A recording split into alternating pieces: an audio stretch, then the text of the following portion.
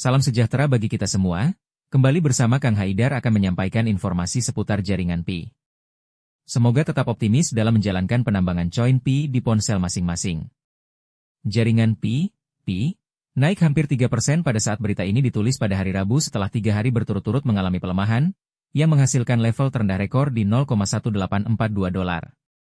Pemulihan dalam perdagangan harian ini sejalan dengan arus keluar bersih dari bursa terpusat, CEX, dan cadangan Pi, serta proses Know Your Customer, KYC, yang didukung AI yang sudah aktif. Namun, prospek teknis menunjukkan bahwa risiko penurunan dapat terus berlanjut selama momentum bearish tetap ada. Nicholas Kokalis, salah satu pendiri jaringan Pi, mengumumkan dalam sebuah postingan di X pada hari Selasa bahwa verifikasi KYC yang didukung AI sudah aktif. Proses yang diperbarui ini akan memungkinkan pengguna jaringan Pi, yang biasa disebut pioneers, untuk mengaktifkan dompet mainnet sebelum 30 sesi penambangan yang sebelumnya diperlukan. Perlu dicatat bahwa verifikasi KYC ini hanya akan membuka dompet mainnet untuk pioneers dan bukan migrasi token Pi mainnet. Dengan fitur baru dan harga diskon, data Piscan menunjukkan bahwa permintaan untuk Pi secara bertahap meningkat. Saldo dompet CX mencatat arus keluar bersih 1,94 juta token Pi dalam 24 jam terakhir, setelah arus keluar bersih hampir 8 juta yang dilaporkan sebelumnya oleh FX Street pada hari Selasa. Arus keluar bersih selama 2 hari berturut-turut ini menunjukkan bahwa para pionir sedang mengakumulasi pada tarif diskon. Jaringan Pi diperdagangkan di atas $0,2800 pada saat berita ini ditulis pada hari Rabu, setelah penurunan 4% pada hari sebelumnya. Pemulihan dalam perdagangan harian ini mengisyaratkan pertumbuhan lebih lanjut saat Pi stabil setelah penurunan 19% pada hari Senin. Pemulihan potensial dapat menantang garis tren resistance di $0,3220. Untuk mengembalikan tren naik, Pi harus merebut kembali Exponential Moving Average, EMA, 50 hari di $0,3655. Namun, indikator momentum pada grafik harian menunjukkan tren bearish, karena Moving Average Convergence Divergence, MACD, turun ke wilayah negatif setelah melintasi di bawah garis sinyalnya pada hari Senin. Kenaikan berturut-turut dalam batang histogram merah menunjukkan peningkatan momentum bearish. Selain itu, Relative Strength Index, RSI, di 29, mengarah ke atas, tetap berada di wilayah jenuh jual saat tekanan jual secara bertahap mereda. Jika RSI muncul kembali di atas garis batas jenuh jual di 30, ini dapat menandakan pemulihan baru di Pi. Melihat ke bawah, jika Pi melanjutkan tren penurunan, level pivot S2 di $0,2387 dapat berfungsi sebagai level support terdekat. Lalu, bagaimana pergerakan harga Pi Network saat ini? Pada 24 September 2025, harga Pi Network tercatat berada di angka 02867, mengalami kenaikan 4,1% dalam waktu 24 jam. Jika dikonversikan ke dalam rupiah saat ini, $1.16.688, maka satu Pi Network adalah Rp4.784.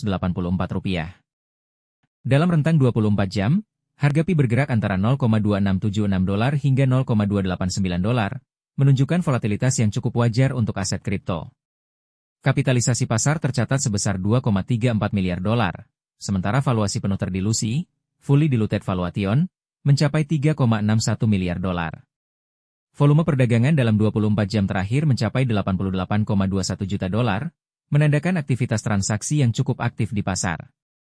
Menurut Pi Network Update, kejatuhan harga Pi dipicu oleh likuidasi kontrak berjangka dengan leverage yang kemudian memicu gelombang penjualan paksa. Aksi jual awal kemungkinan hanya melibatkan ribuan koin Pi di salah satu bursa kecil.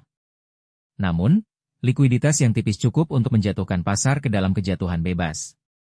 Per 23 September 2025, harga koin Pi berada di $0,2751, turun lebih dari 5% dalam 24 jam terakhir.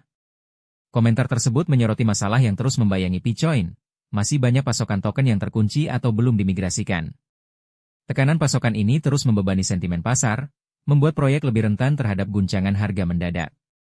Beberapa analis juga membandingkan Pi dengan Bitcoin. Jatin Gupta, seorang pionir dan pengembang, menyebut harga Pi cenderung mengikuti koreksi Bitcoin. Namun, Gupta mengingatkan bahwa penurunan Pi biasanya jauh lebih tajam. Pernyataan ini mencerminkan kekhawatiran yang semakin besar di kalangan trader bahwa Pi belum memiliki ketahanan seperti aset kripto yang lebih mapan, sehingga sering jatuh lebih cepat dan lebih dalam ketika pasar melemah.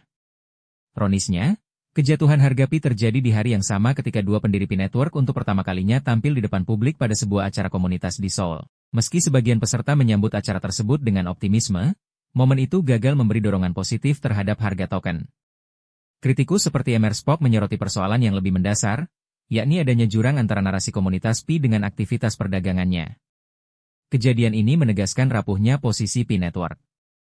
Meski memiliki komunitas aktif dan kini kepemimpinan yang lebih terlihat publik, token ini tetap rentan terhadap likuiditas tipis, perdagangan spekulatif, serta keraguan soal adopsi nyata. Tantangan utama bagi para penambang dan holder lama adalah apakah Pi mampu bertransformasi dari sekadar hype menjadi sesuatu yang bernilai nyata. Berdasarkan sentimen di media sosial, pasar memberikan penilaian yang cukup keras. Sampai jaringan mampu mengatasi masalah struktural, tren jangka panjang Pi diperkirakan masih condong menurun. Meski begitu, investor tetap disarankan melakukan riset sendiri sebelum mengambil keputusan.